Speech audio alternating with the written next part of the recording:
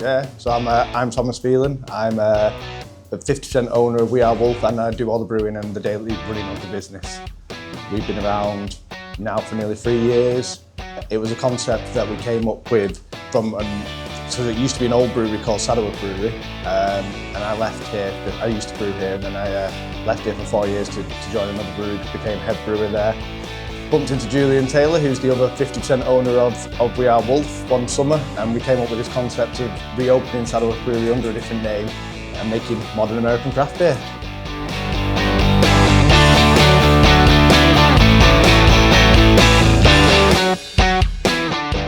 Yeah, so the name came from Phelan. My surname means wolf in Gaelic. So when me and Julian were coming up with a name, he was like, "Well, you're going to be the main face of the business, so we should call it We Are Wolf Brewing, and it should be like sort of designed like a family sort of vibe, sort of brewery." So that's where We Are Wolf came from. Do monthly tours where you can come. I'll show you into the brew house, which will be up there. The brew house is about 300 years old. It's been a brew house for a long time. It was a brew house in the 90s. We'll go through all that. We go through the brewing process, and then you get 6 samples of the beer afterwards, which is always good. So you get to taste the whole range and some specials that'll be on when we brew them.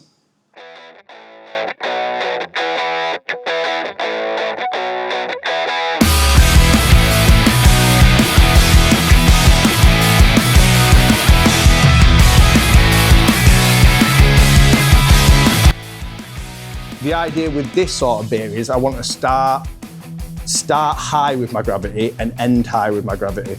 So that would mean that keeping the sugars into it has a sweeter, fruitier taste to it. If I was to do a West Coast style beer, I'd have 70 degrees there to get a 63-degree start in that. That's because when I get to the yeast inside, which we'll get to eventually, that affects how the yeast eats the non-fermentable and fermentable sugars.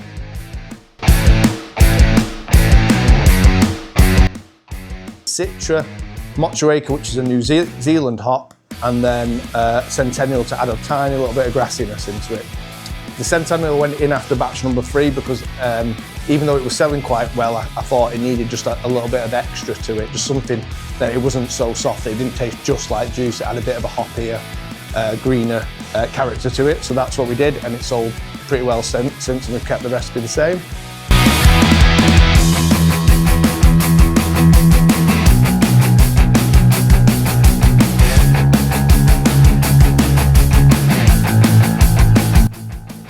Any more questions? Yeah, and how are you measuring temperature? Is it through here? Yeah, so yeah. Generally, you can. Yeah, so it'll tell me once it hits the temperature probe here.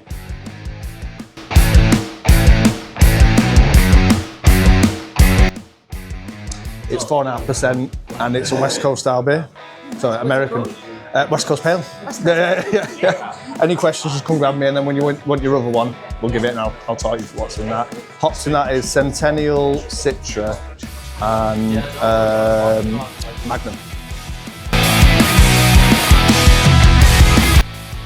Yeah, so I really like the beer, and opportunity to come and see it being brewed and learn a bit more about it. But I thought, why not?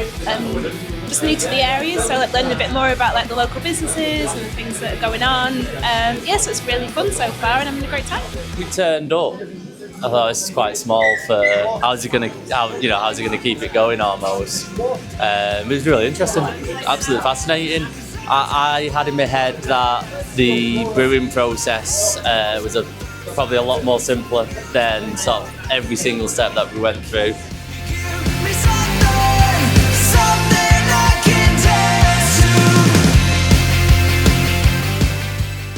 So we do have a brewery tap that's open once a month after we do the tours, so you can come in and try the whole range and some specials. It's usually one Saturday in the month, so if you just check the socials, you can come into the tap room there, which is attached to the brewery. Social media wise, I majority use Instagram, which has the links to our Shopify store, where you can buy merch, Christmas packs at the moment, or the Skinful bottles, which is a beer we made in collaboration with a tattoo shop. You can buy them online through that. Facebook as well, if you want to book tours, anything like that. And we're Facebook and Instagram mostly.